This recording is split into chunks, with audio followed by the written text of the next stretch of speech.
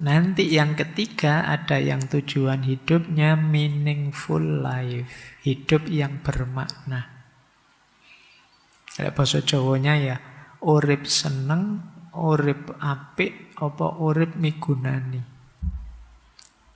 Dadi wong sing seneng, dadi wong sing apik, apa dadi wong kang migunani.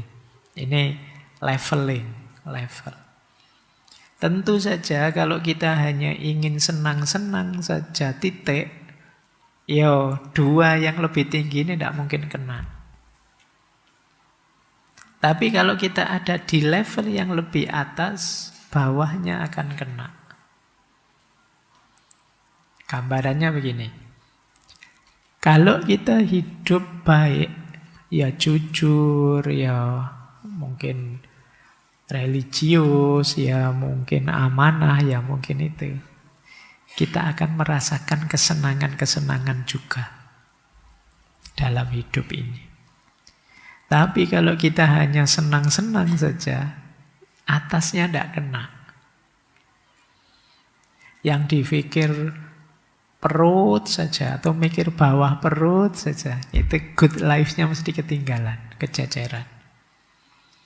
Tapi kalau kalian orientasinya good life, di antara jalan untuk good life itu ya kesenangan. Yang pas, yang cukup, yang sesuai aturan. Sesuai normanya. Ya kalau gambaran kasarnya ya, ingin kawin saja, itu kan pleasure life, senang-senang. Mbok jangan ingin kawin saja, mbok ingin menikah. Nah, kalau menikah itu good life. Loh, kalau kalian menikah kan dapat kawinnya. Tapi kalau kalian kawin saja tidak dapat menikahnya. Jadi kalau kalian ambil yang atas, bawahnya dapat. Tapi kalau ambil yang bawah, yang atas, yang lebih utama tidak dapat. Apalagi yang tertinggi. Yang tertinggi itu meaningful life. Meaningful life itu hidup yang bermakna. Hidup bermakna itu berarti berkontribusi ke sesama. Tidak sekedar aku yang senang, aku yang baik.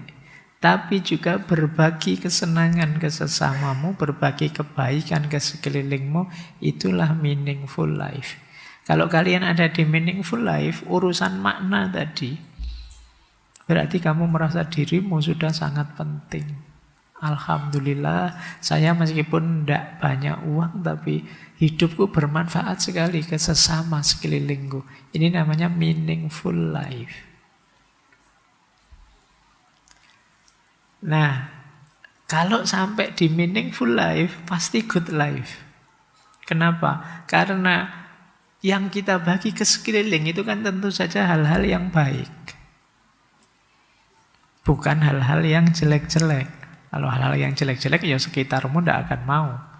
Kalian berbagi kegembiraan, berbagi kebaikan, kan selalu begitu. Yang kalian bagikan itu yang kalian dapat sebelumnya. Jadi kalau kalian di meaningful, good-nya pasti sudah dapat. Tadi di good life, pleasure-nya juga sudah dapat. Kalau sekedar good life, meaningful-nya masih belum. Ingin jadi orang baik, tapi kan itu masih level dirimu sendiri. Masih belum berbagi kebaikan ke sekelilingmu. Tapi kalau kalian sudah berbagi kebaikan ke sekelilingmu, kan berarti pertama-tama kalian sudah harus baik duluan. Ini yang tadi saya sebut hierarki, rankingnya. Oleh karena itu Pak, apa harus satu gitu, hedon saja, kemudian utilitarian saja, enggak. Bisa saja kombinasi. Syaratnya apa kombinasi itu? Kalian tahu mana yang inti, mana yang pendukung, mana yang pelengkap. Ini yang sifatnya prioritas tadi. Di antara yang membuat kita bingung menetapkan tujuan adalah kita sering tidak punya prioritas. Jadi apa mungkin Pak tujuan lebih dari satu? Mungkin saja. Asal kalian sadar prioritas. Misalnya, kuliah saja atau organisasi, mungkin ada yang sambil kuliah berorganisasi, atau apalagi kesibukanmu. Pacar misalnya ngono ya, anggap baik. Kuliah, pacar, organisasi. Ini mungkin mewakili pleasure, mewakili. Nah, 3 ini apa ndak boleh Pak ditarget 3-3-nya? Apa ndak bisa? Bisa sih.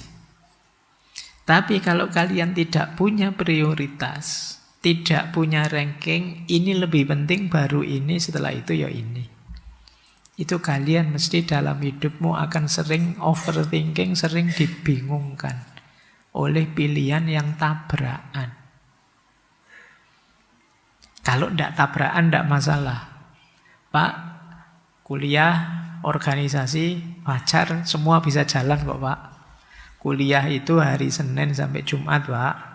Kalau urusan organisasi hari Sabtu, ketemu teman-teman di kampus. Nah, untuk pacar malam Minggu sama Minggu, jadi tidak tabrakan. Kalau bisa jalan semua, kenapa tidak? Tapi ada kalanya terus tabrakan. Alah kok ya sama dosennya jadwalnya dipindah misalnya. Loh, sekarang tabrakan. Kalau tabrakan gini kan terus kalian jadi overthinking. Akan lebih mudah kalau kalian punya prioritas. Kalau tabrakan, kuliah misalnya dengan organisasi, oh dari 3 itu Pak, kalau di prioritas, ya prioritas pertama kuliah, kedua organisasi, nanti pacar ya ketiga saja sudah. Seandainya tabrakan, ya yang didulukan yang prioritas tinggi. Kuliah sama organisasi tabrakan, kemarin saya memprioritas kuliah, ya berarti kuliah, organisasinya nanti dulu. Itu enaknya kalian punya prioritas. Nggak habis energi banyak untuk mikir. Kita sering membuang energi banyak untuk apa saja dipikir sampai detail. Dan itu menghabiskan energi. Nah, atur saja begitu. Saya tidak tahu kalian dalam hidupmu urusanmu apa saja. Kuliah mungkin, keluarga mungkin, organisasi mungkin, sahabat mungkin. Ini bisa saling tabrakan kalau kalian tidak hati-hati. Bikinlah prioritas. Ranking lah. Nah, nanti kalau tabrakan ya minta maaf ke temanmu. Mohon maaf ya, saya tidak bisa ikut nongkrong nih karena ada tugas kuliah. Kebetulan saya memprioritas kuliah dulu. Nanti kalau tugasnya selesai aku nyusul deh.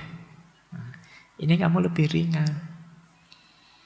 Mungkin kamu pamit ke pacarmu, maaf ya malam minggu ini kita zong, tidak ketemu, tidak apa-apa ya. Saya ada urusan organisasi nih, kan organisasi lebih penting. Oke, yo karena di prioritas kalian lebih gampang. Meskipun yo saya wanti-wanti semoga tidak salah prioritas. Ada orang yang salah prioritas. Yang harusnya di prioritas tinggi ditaruh di bawah. Akhirnya ketemunya hal yang tidak penting dipentingkan. Ini gunanya kalian banyak refleksi, membaca dirimu, kenali dirimu. Baik, jadi apa mungkin orang punya tujuan dari banyak tipe? Mungkin saja, kenapa tidak? Yang penting prioritasnya jelas. Terus, ini perlu saya sendirikan. Menjawab kelompok tadi loh, nihilisme. Apa? Ngapain diatur-atur? Tujuan lah, makna. Hidup dijalani saja. Wong hidup itu seabsurd itu. Kita narget-narget ya paling akhirnya ya melenceng. Kita bertujuan ya tidak sesuai harapan. Wong hidup ini seabsurd itu kan ya. Klaimnya kelompok nihilis. Ayo kita cek. Sekarang kita suruh menjawab aliran-aliran filsafat terhadap nihilisme. Yang pertama, jauh